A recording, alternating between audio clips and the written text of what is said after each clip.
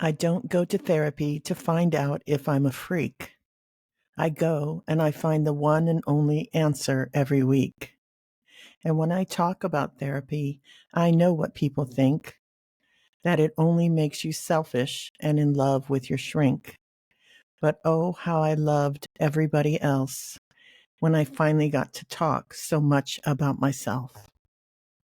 This is a little bit from a song by Dar Williams entitled, What Do You Hear in These Sounds? And she's talking about therapy, obviously. And I thought it was a really appropriate quote for this week's topic on the misconceptions and misunderstandings about therapy in my podcast, because I wanted to talk a little bit about how we see ourselves and this real strive for perfection that seems to have taken over a lot of us most of the time. And as we all logically know, perfectionism traps us in a catch-22 because I don't know about you, I've met a lot of really great people, but rarely, if ever, have I met someone perfect. So if we try to be perfect, it is one of those things I think that we are constantly chasing our tail. And then the most catastrophic thing about it is, in the end, we're disappointed in ourselves when we aren't perfect. So I've done actually, this is my 9th episode of my podcast. And, in thinking back about how this has started and the journey I've had, recording it um, and just getting the whole process going, I know I've made a lot of mistakes, and I know I have felt confused and overwhelmed a lot of the times. I did an episode on the microphone and how intimidating I found it and why. And I experienced a lot of self-doubt through the process. I remember the night before my first episode was to be aired, I suddenly just thought, what do I have to say? Why would anyone listen to me anyway? So, what happens to us? How do we lose faith in ourselves? How do we lose our sense of self? A well adjusted small child is not unsure about who they are. They're not unsure about what they have to say or what they need. And it's not a foregone conclusion to them that they have to be perfect. They're just who they are, very genuinely. There was a book I read several, I don't even know, years ago, I suppose. And I may have mentioned it before, but it's worth mentioning many times. It's called The Resilience Factor. And it was written by Dr.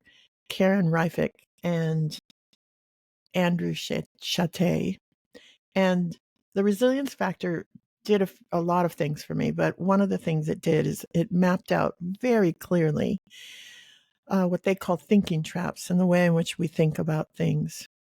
And in therapy, we ask you to pay attention to your thinking and what do you say to yourself.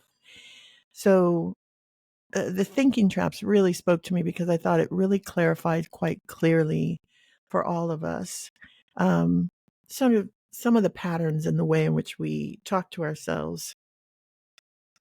And the thinking traps prevent us from being resilient. Um, if I'm caught up in my head with self-doubt, it really hinders my ability to move on after a perceived mistake. Because inside my head, I'm telling myself, not only have I made a mistake, but that I'm always going to make a mistake, or that my mistake is something about a flaw about me, not just a mistake that I can learn from and move forward. And they talk a lot about many thinking traps in the book called The Resilience Factor. So I highly recommend it. But just for today, I'm going to talk about two. The first one is jumping to conclusions. And for me, jumping to the conclusion of the negative, which is I assume that I'm going to screw up, or I'm assuming that what I'm saying isn't going to make any sense or isn't something worth saying or hearing. So I know when I was first working on this and trying to gain the confidence to speak my truth and to talk about what I believe I know about therapy and being a psychologist, I started this podcast and I was really surprised when people complimented me. I was really surprised when people found what I said useful. Last month, I spoke to my son on an episode, the last episode about anxiety and change. And I've heard from a lot of you that it really spoke to you. And I really found myself again surprised at something I could put together, and the words that I could speak along with my son would make a difference to you and that you would hear it. So jumping to conclusions in a negative way is one of those thinking traps that goes around in my head quite frequently. And I work to try to pay attention to it. And the other one is personalizing. Do you do this? It's that if there's a problem, I'm instantly ready for it to be my fault. If I didn't get as many subscribers as I'd hoped or downloads on my podcast, it's my fault. I've done something wrong. It's not good enough. And once again, we can make mistakes. I can make episodes, some episodes that are more interesting than others. But this thinking trap tells me that not only have I done it wrong, but it's my fault fundamentally. I don't know what I'm doing. So it's a real trap of negative thinking. And if you notice for yourself, anything that sort of is a pattern for when you're scared or there's change happening or you're challenging yourself, what is the self-doubt? What is the thinking trap that you habitually go to? And it's really worth paying attention to, because those are the traps that will prevent you from being resilient. They will trap you and keep you away from being able to move forward, even if you're not perfect, even if you've made a mistake. It allows you to get back up and try again. It allows you to see the good, and it allows you to then challenge yourself to be better if that's what you want. So what are your traps? Where does your mind take you to justify you beating up on you? In therapy, we talk about how you talk to yourself. We think about our thinking, and we really want to understand why we go to a negative spot. And therefore, once we understand why we go there, we try to pull it back and understand that that thinking is a habit and it's come from what's happened to us, not because it's true.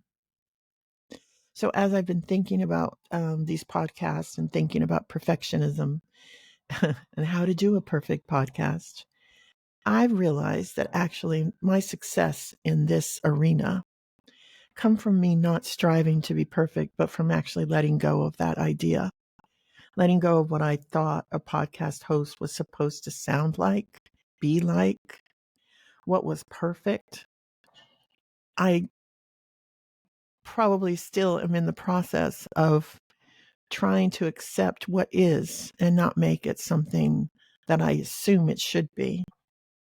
And I have noticed as I followed myself through this process that I can allow myself to accept who I am now in this moment, that I am this podcast host, that I am this person thinking and talking about these ideas, not someone else, not someone with a lot more subscribers or someone who seems to have better music or bigger following. And I can feel myself opening up to being more of myself, whatever that is. It doesn't have to be strictly defined. That's the thing. And it's not perfect, but it's authentically me. You know that feeling when you realize that you're connecting with yourself in a real way, in an authentic way. And if we think about that logically, what could be more perfect than you tapping into who you really are and feeling that joy? So, you know, being in a comfort zone, which I think I was firmly in prior to trying this podcast, I had the dream of doing it, but I was very much in a comfort zone of, you know, um, it's too hard. I don't know how to do it. That's for other people. It's something I want, but probably isn't going to happen. I allowed myself to sit in that comfort zone for quite some time. And when I pushed out of that, I was frightened because I didn't know what I was doing. And every mistake seemed catastrophic. Every challenge felt so unclear that I wanted to retreat. I wanted to give up. So you have to begin to allow for mistakes because I don't know about you, but when you're learning something, you make mistakes. We were laughing the other day about learning your times tables. And I remember as a 61-year-old woman, grade school and really enjoying the process of memorizing my times tables. And I memorized them so well that I still can give you a very quick answer to, the basic multiplication table. It was some game that we played all of the time in school and we practiced. When I started, I didn't know my times tables, but I certainly learned them because of repetition and practice. So I made mistakes, but eventually I was able to recite the times tables no problem. So when you make mistakes, if as a child I just clung on to the fact that I got 7 times 7 wrong this time and decided I couldn't do it and stopped, well, that would have been true because I would have stopped. But letting go of what doesn't work and then just trying again, challenging yourself, been a big process for me throughout this podcast, is being able to sit back and look at myself and realize that even when I make a mistake, it's okay. And I can learn from that mistake and move forward. Challenging yourself to learn new things and being okay with not knowing, that's a tough one. And I think we all spend a lot of time being fearful of not knowing, being fearful of not understanding, and being fearful that maybe we can't learn new things, that's beyond us. And so we stay comfortable, we stay quiet, we stay in a place that doesn't challenge us. Allowing self-judgment to sort of pass by. I don't know that I'll ever stop jumping to conclusions in a negative way, but I notice it, I watch it, and I sort of let it just float on by. Try not to grab onto it, wrap myself around that idea of self-judgment, and just allow the process to happen and say, okay, I'm trying to judge myself right now. I'm assuming the negative. That's what's happening, but I don't necessarily have to attach myself to that process. It's sort of like watching a cloud drift by. It's there, you see it, and then it's gone, and you don't have to connect to it too much. The thing about what we do in therapy is we try to help remind ourselves to stay connected to ourselves. There's this feeling, and I know it's difficult to describe, but I know we all know it, where we've kind of lost track of ourselves, where we're stuck in our feelings. I always liken it to being caught maybe in the ocean. And if you've ever been sort of caught with the waves coming in and the waves going out, and next thing you know, you're tumbling upside down and you can't see the top from the bottom. You get very disoriented and it's quite frightening. I feel like when we lose ourselves, when we lose a connection to ourselves, we are like tumbling in the ocean. So stopping, calming yourself, allowing yourself to see which way is up, which way is down, and just taking a really deep breath and recognizing that you're right there. Yourself is right there. You're just in your feelings and in your emotions and in your fear and in your defensiveness. So you lose track of it. You lose track of who you really are. Meditation is something that I use along with therapy. I think it helps me connect back to myself when the world, gets all spinning around a little bit too quickly for me. It's a chance for me to sit still and to hear me again. And I don't know, what would work for you necessarily, but if it isn't meditation, maybe it's walking, maybe it's nature, maybe it's yoga, maybe it's a vacation, maybe it's reading, maybe it's taking a nap, maybe it's talking to a good friend, maybe it's starting therapy. But to come back to yourself and to notice that all these thoughts, all these doubts, all this stuff that happens when you challenge yourself, it's just the way that our brains work, and it's not true. So when I think of myself as, not having anything to say or not worth, speaking into this microphone to whomever is listening, I remind myself that when I check in, I do feel like I have some worth. I do feel like I have something to say, and I'm not perfect, but that's okay because you're not either. And some of my favorite people are very imperfect, but they're just aware of it and they don't allow it to be some fatal flaw. They don't allow it to somehow impact them in a way um, that prevents them from trying, prevents them from putting the next foot forward and giving it another go, prevent them from learning. Remember, learning is something I think is the big reason for living, being curious and learning.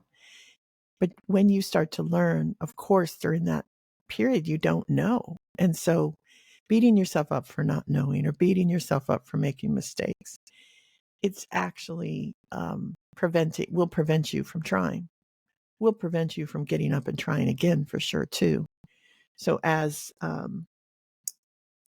Karen and Andrew talked about in the resilience factor, these thinking traps that prevent us from being able to step out of our doubt and try again, give ourselves a chance, believe in ourselves. Those thinking traps that we let run automatically are actually holding us back. So in therapy, we talk about the urge to be perfect. We talk about how it feels to try and fail and how it feels to make mistakes. But being able to hold on to your sense of self lightly and allowing that to grow and change. So I know now, after 9 episodes on this podcast, I am far from perfect. And I may listen back to some of my first ones at times and think, I could have done that better. I could do this differently. So I know I'm not perfect, and I know that will never occur. But I do think now that it's good enough. And that's everything. It's good enough. It's the way in which I know that I can move forward and do another episode and have new ideas and talk to new people. So what are your thinking traps and how do you prevent yourself from getting back up, from being resilient? What stops you from trying again? Is it the perfectionism? Because isn't that just the saddest thing? If you prevent yourself from trying again because you're not perfect, when you don't have to be. You're good enough, just as you are in this very moment, as am I, and everyone involved in this podcast. We're all just trying, and we're all learning. Thanks for listening. I'll see you soon.